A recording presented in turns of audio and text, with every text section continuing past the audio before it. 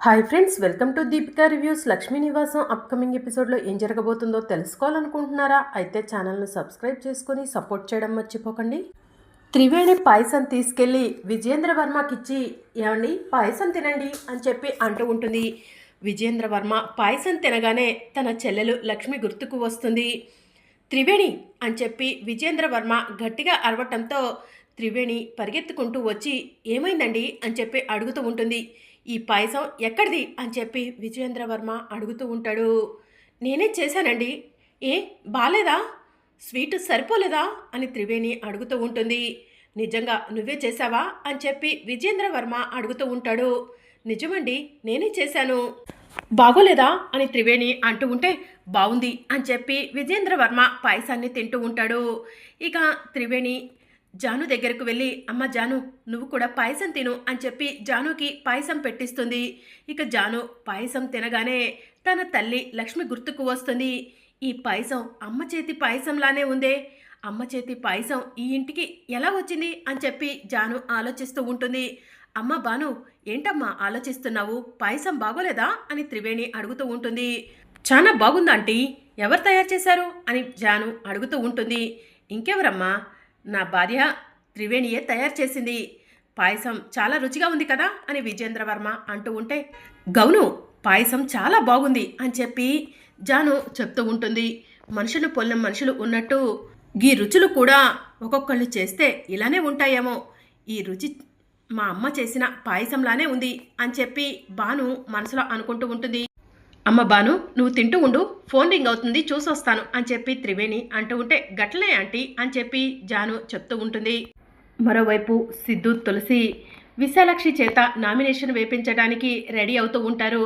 ఏమండి, ఎట్లాగైనా సరే అత్తయ్య చేత నామినేషన్ వేపించాలి, ఈసారి ఎలక్షన్లో అత్తయ్య గెలవాలి అని చెప్పి తులసి అంటూ ఉంటుంది. ఈసారి అమ్మ ఎలక్షన్లో గెలవకపోతే నువ్వు శాశ్వతంగా ఈ ఇంటికి దూరం అవుతావు తులసి, అలా జరగటానికి వీల్లేదు. నువ్వు నా భార్యగా ఈ ఇంట్లోనే ఎప్పటికీ ఉండాలి అంటే అమ్మ గెలవాలి. అమ్మ గెలవటం కోసం మనం బాగా కృషి చేద్దాం, కష్టపడదాం అని సిద్ధు చెప్తూ ఉంటాడు. అవునండి అని చెప్పి తులసి అంటుంది. ఇక తులసి సిద్ధు రెడీ అయ్యి కిందికి వచ్చి అత్తయ్య అత్తయ్య అని చెప్పి పిలుస్తూ ఉంటారు.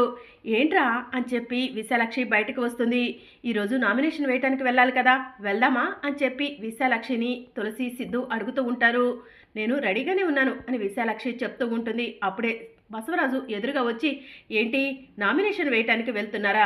ఎలాగూ ఈ చదువురాని మొద్దు ఓడిపోతుంది, ఎందుకురా సిద్ధు పరువు పోగొట్టుకునే పనులు చేస్తున్నావు అని చెప్పి బసవరాజు అంటూ ఉంటాడు. నానా, మన ఛాలెంజ్ మీరు మర్చిపోయారేమో. నేను అమ్మను గెలిపిస్తాను, తులసిని శాశ్వతంగా ఈ ఇంట్లోనే ఉంచుతాను, కనిష్కను ఇంట్లో నుంచి బయటకు పంపించడానికి సిద్ధంగా ఉండండి అని చెప్పి సిద్ధు చెప్తూ ఉంటాడు. ఇక మరోవైపు త్రివేణి పూజకు దగ్గరుండి ఏర్పాట్లు చూసుకుంటూ ఉంటుంది. అప్పుడే విజేంద్ర వర్మ త్రివేణి దగ్గరకు వచ్చి, త్రివేణి పూజ పనులు అయిపోయాయా అని చెప్పి అడుగుతూ ఉంటారు. అయిపోతున్నాయండి అని త్రివేణి చెప్తూ ఉంటుంది. సరే త్వరగా కానివ్వు, వియంకులు వాళ్ళు వస్తారు అని చెప్పి విజేంద్ర వర్మ చెప్తూ ఉంటాడు. సరే అండి అని చెప్పి త్రివేణి చెప్తూ ఉంటుంది. ఇక మరోవైపు జాను త్రివేణి దగ్గరకు వచ్చి, ఆంటీ ఏం చేస్తున్నారు ఇక్కడ అని చెప్పి అడుగుతూ ఉంటుంది. అమ్మ బాను, ఈరోజు మన ఇంట్లో పూజ ఉంది, పూజకి మన విశ్వాన్ని పెళ్లి చేసుకోబోయే అమ్మాయి వాళ్ళ అమ్మ నాన్న కూడా వస్తున్నారు అని చెప్పి త్రివేణి చెప్తూ ఉంటుంది. గౌను ఆంటీ, ఒక మాట ముందే చెప్పుంటే ఈ ఏర్పాట్లన్నీ నేనే చేసేదాన్ని కదా అని చెప్పి జాను అంటూ ఉంటుంది. పర్వాలేదులేమ్మా అని చెప్పి త్రివేణి చెప్తూ ఉంటుంది. ఇక అప్పుడే విశ్వాన్ని పెళ్లి చేసుకోబోయే శైలు తన తల్లిదండ్రులతో కలిసి విజేంద్ర వర్మ ఇంటికి వస్తుంది. అమ్మ, వియ్యాలి వారు వచ్చారు, ఇక్కడ పూజ ఏర్పాట్లు చూసుకో, నేను వాళ్ళని లోపలికి తీసుకొని వస్తాను అని త్రివేణి చెప్తూ ఉంటుంది. గట్టనే ఆంటీ అని చెప్పి జాను చెప్తూ ఉంటుంది. ఇక త్రివేణి శైలు వాళ్ళకు ఎదురు వెళ్ళి, రామ్మ లోపలికి అని చెప్పి పిలుస్తూ ఉంటుంది. బావా ఇంట్లో లేడా అత్తయ్య అని చెప్పి శైలు అడుగుతూ ఉంటుంది. ఇంట్లోనే ఉన్నాడమ్మా, కాస్త మాతో కూడా మాట్లాడు, ఇంటికి వచ్చినప్పటి నుంచి బావా బావా అని చెప్పి వాడి చుట్టూనే తిరుగుతావా ఏంటి అని త్రివేణి అడుగుతూ ఉంటుంది. అలా ఏం లేదులేనా అత్తయ్య అని చెప్పి శైలు చెప్తూ ఉంటుంది. జోగ్గా అన్నానులేమ్మా, విశ్వ పైన రూమ్లో ఉన్నాడు, వెళ్ళు అని చెప్పి త్రివేణి చెప్తూ ఉంటే ఇక శైలు చాలా సంతోషంగా విశ్వ రూమ్ దగ్గరికి వెళ్ళబోతూ ఉంటే జాను కనిపిస్తుంది. ఇక శైలు జాను దగ్గరకు వచ్చి, జాను మా బావ నిశ్చితార్థం నాతో జరుపుకోవడానికి నువ్వే కారణం అంట కదా, మా బావని నువ్వేనంట కదా ఒప్పించింది, అత్తయ్య చెప్పారు అని చెప్పి శైలు అంటూ ఉంటుంది. నేనేమి చేయలేదులే శైలమ్మ. విశ్వబాబు మంచివాడు, ఏదో తెలియక ప్రేమలో పడ్డాడు, అందుకే నేను చెప్పగానే మీతో పెళ్ళికి ఒప్పుకున్నాడు అని చెప్పి భాను చెప్తూ ఉంటుంది. Anyway thank you so much Bhanu అని చెప్పి శైలు చెప్తూ ఉంటుంది. పర్వాలేదులే శైలమ్మ అని చెప్పి జాను చెప్తూ ఉంటే, సరే నేను వెళ్ళి విశ్వాన్ని కలిసి వస్తాను అని చెప్పి శైలు చాలా సంతోషంగా విశ్వ రూమ్కి వెళ్తూ ఉంటుంది. విశ్వ జాను తాలూకా జ్ఞాపకాలను చూసుకుంటూ సంతోషపడుతూ ఉంటాడు.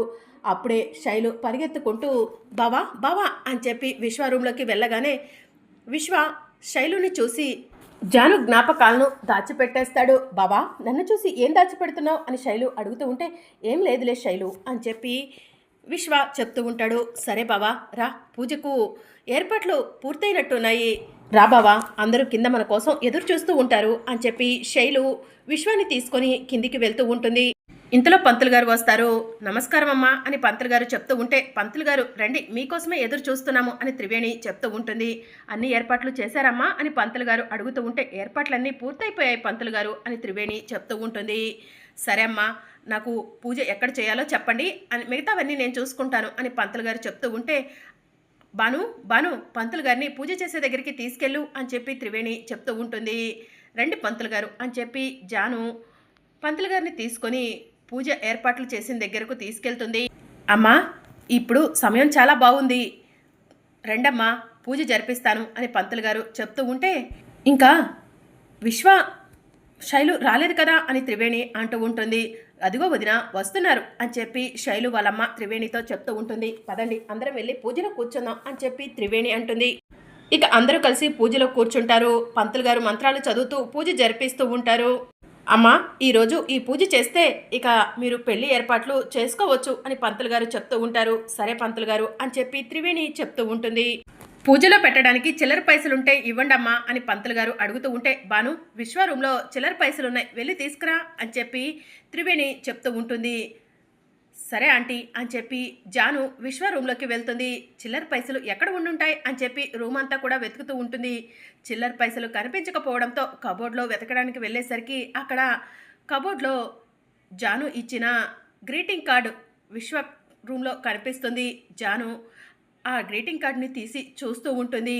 జాను మొదటిసారిగా నాకు ఇచ్చిన గ్రీటింగ్ కార్డ్ ఇది, జాను ప్రేమకు గుర్తుగా దీన్ని నేను దాచుకుంటాను అని చెప్పి విశ్వ ఆ గ్రీటింగ్ కార్డులో జాను ఫోటోని పెట్టి ఉంచుతాడు. అది చూసి జాను షాక్ అవుతుంది. విశ్వ ప్రేమించింది నన్నా అని చెప్పి జాను మనసులో అనుకుంటూ ఉంటుంది. ఇక కబోర్డ్ మొత్తం ఓపెన్ చేసి చూసేసరికి కబోర్డ్లో రకరకాల గిఫ్ట్ బాక్సులు కనిపిస్తాయి. వాటన్నిటిని జాను ఓపెన్ చేసి చూస్తూ ఉంటుంది. జాను తాగిన డ్రింక్ బాటిల్, జాను యూజ్ చేసిన కర్చీఫ్, జాను రబ్బర్ బ్యాండ్స్, చెప్పులు అన్నీ కూడా గిఫ్ట్ బాక్స్లో విశ్వ చాలా ప్రేమగా ప్యాక్ చేసి పెట్టుకుంటాడు. వాటన్నిటిని చూసి జాను షాక్ అవుతుంది. విశ్వ నన్ను ప్రేమించాడా? విశ్వ నాకు బెస్ట్ ఫ్రెండ్ అనుకున్నాను, కానీ విశ్వ నన్ను ప్రేమించాడన్న విషయం నాతో ఎందుకు చెప్పలేదు అని చెప్పి జాను ఆలోచిస్తూ ఉంటుంది. విశ్వ ఒకసారి రూమ్లోకి వెళ్ళి బానుకి కాయిన్స్ దొరకలేదేమో చూడు అని చెప్పి త్రివేణి చెప్తూ ఉంటే ఇక విశ్వ రూమ్ దగ్గరికి వస్తూ ఉంటాడు. జాను ఆ గిఫ్ట్లన్నీ చూస్తూ షాక్లో ఉంటుంది. ఇక అప్పుడే విశ్వ రూమ్లోకి వెళ్తాడు. జాను చేతిలో ఉన్న గిఫ్ట్లను చూసి జాను అని చెప్పి అంటూ ఉంటే, విశ్వ ఏంట్రా ఇదంతా అని చెప్పి జాను అడుగుతూ ఉంటుంది. జాను మొన్న నువ్వు నాకు ఒక మాట చెప్పావు గుర్తుందా? నాది నిజమైన ప్రేమ అయితే నేను ప్రేమించిన అమ్మాయి పెళ్ళి జరగటానికి నిమిషానికి ముందైనా నా కళ్ళ ముందుకు వస్తుందని. నీ మాట వినే ఎంగేజ్మెంట్కి నేను రెడీ అయ్యాను జాను. ఇప్పుడు చెప్పు, నేను ప్రేమించిన అమ్మాయి నా కళ్ళెదురుగానే ఉంది. నా పెళ్ళి కంటే ముందే నా కళ్ళెదురుకి నేను ప్రేమించిన అమ్మాయి వచ్చింది. ఇప్పుడు నేను ప్రేమించిన అమ్మాయిని పెళ్లి చేసుకోవాలా, లేకపోతే తల్లిదండ్రులు కుదిర్చిన అమ్మాయిని పెళ్లి చేసుకోవాలా అని చెప్పి విశ్వ జానుని అడుగుతూ ఉంటాడు. ఇక జాను అలానే చూస్తూ ఉంటుంది. అవును జాను, నేను నిన్ను ప్రాణం కంటే ఎక్కువగా ప్రేమించాను. నువ్వు మాత్రం మన ఇద్దరిది ఫ్రెండ్షిప్ అనుకున్నావు. సారీ జాను, నా ప్రేమను నీకు చెప్పడం విషయంలో ఆలస్యం అయిపోయింది. ఈలోగా జైకి నువ్వు సొంతమైపోయావు అని చెప్పి విశ్వ అంటూ ఉంటాడు. ఏది ఏమైనా సరే నేను నిన్ను ప్రేమించాను అన్నది నిజం జాను.